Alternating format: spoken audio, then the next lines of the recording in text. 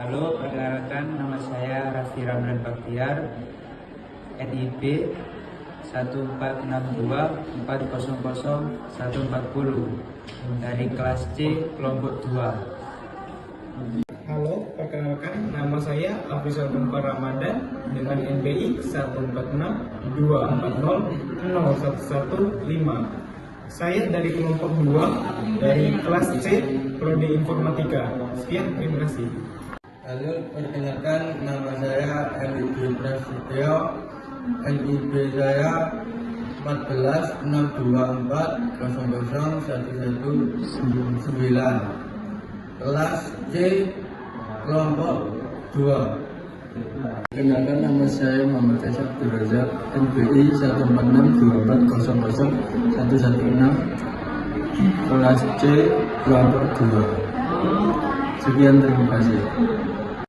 Perkenalkan, nama saya Albert Luis Suwagyo, NIB 14624000126 dari kelas C dan dari kelompok 2. Halo, perkenalkan saya Baik Gunawan, NPI saya 14624000101. Saya dari kelompok 2 dari kelas C.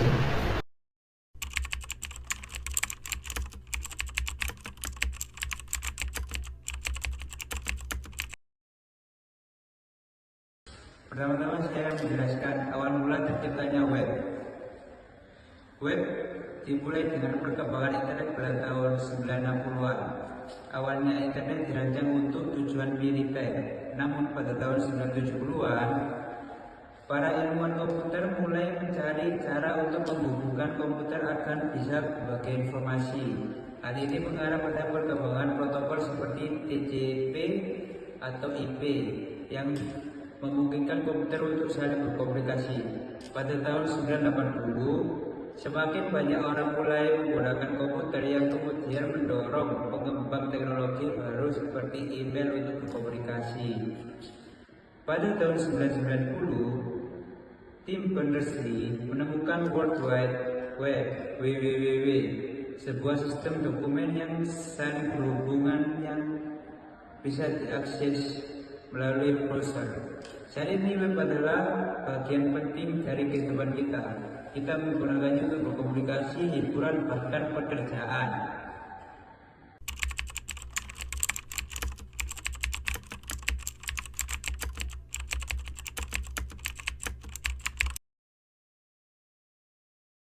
Baik, assalamualaikum warahmatullahi wabarakatuh.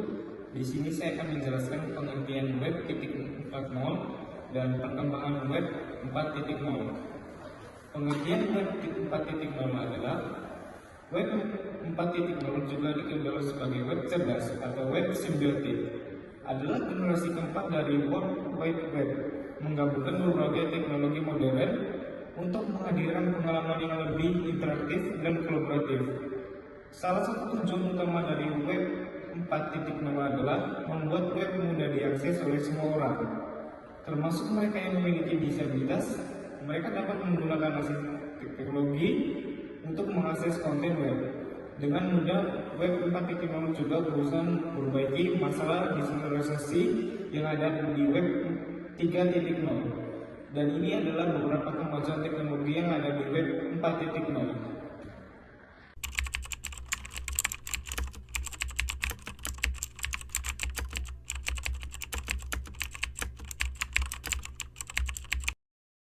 Assalamualaikum warahmatullahi wabarakatuh. Di sini saya akan menjelaskan tentang pengertian web 5.0. Web 5.0 dimaksudkan sebagai platform web terdesentralisasi yang memungkinkan pengembangan membangun aplikasi web terdesentralisasi dengan kredensial yang dapat diverifikasi dan simbol web terdesentralisasi. Platform ini bertujuan untuk mendapat kembali kepemilikan dan kendali atas data pengguna. Meskipun web saat ini diyakini bahwa web 5.0 akan menjadi gabungan dari web 2.0 dan web 3.0 dengan penekanan pada penciptaan web yang tidak hanya cerdas tapi juga emosional. Hal ini memerlukan kemampuan untuk berkomunikasi secara langsung dengan penggunanya seperti yang dilakukan individu.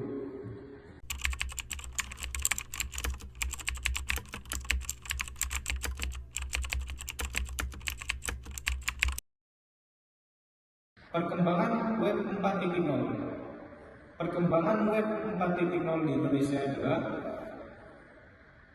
telah mengalami transformasi signifikan seiring berkembangnya teknologi. Masyarakat Indonesia telah merasakan perubahan besar mulai dari era web 1.0, masa ketika pengguna cenderung pasif, hingga era web 2.0 yang melibatkan partisipasi luas melalui jaring sosial dan blog.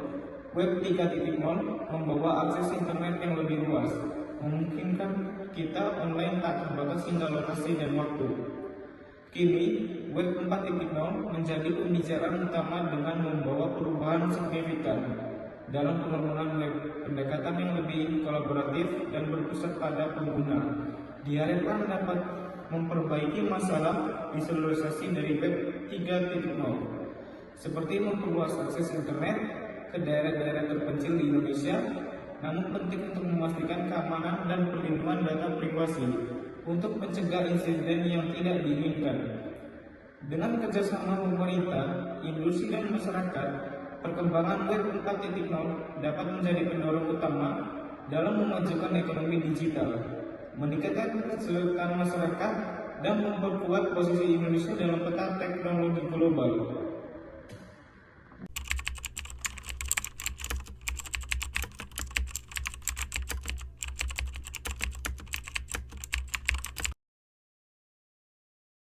Pengembangan web 5.0 adalah istilah yang sering digunakan untuk menggambarkan perkembangan terkini dalam teknologi web dan pengalaman pengguna di internet.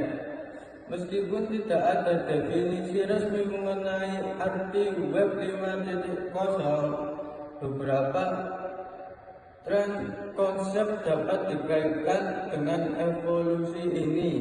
Contoh, integrasi kecerdasan buatan (AI), web semantik dan web ontologis, pengalaman pengguna yang lebih komprehensif, peningkatan keamanan dan privasi, internet segala IoT, teknologi blockchain dan desentralisasi.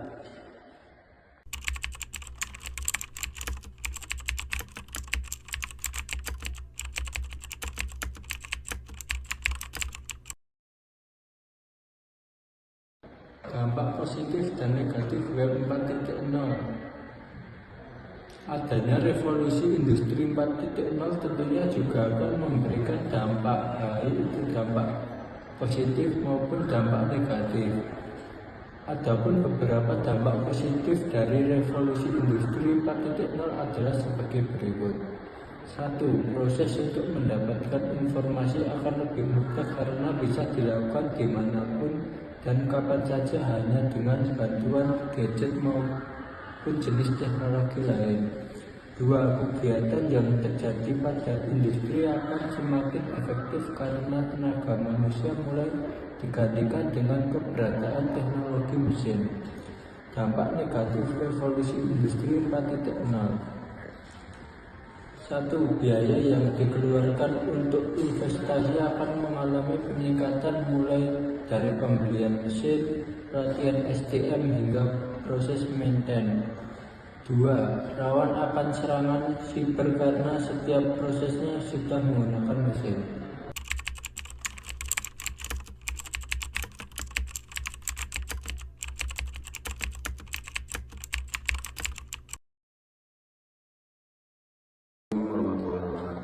Di sini saya akan menjelaskan merumuskan dampak positif dan negatif dari web 5.0. Dalam positif era society 5.0, dalam bidang produksi, pada halnya mereka menggunakan tenaga manusia dalam memproduksi barang. Namun dengan adanya teknologi berupa robot AI yang awalnya produksi yang tergolong lambat akan menjadi 2 kali lebih cepat dengan menggunakan teknologi robot. Bidang kesehatan, dengan adanya perkembangan teknologi ini, bidang kesehatan juga akan berkembang karena teknologi ini dapat membantu para medis dalam menangani pasien, serta menciptakan robot AI yang dapat merawat pasien. Dan dampak negatif era society 5.0 adalah bidang produksi. Dengan perkembangan teknologi ini akan menyebabkan tergantinya yang awalnya menggunakan tenaga manusia namun digantikan oleh mesin.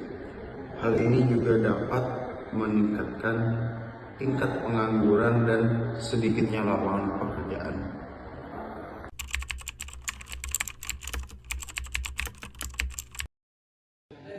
Sekian dari kami kelompok 2. Apabila ada salah kata kami mohon maaf. Assalamualaikum warahmatullahi wabarakatuh. Terima kasih.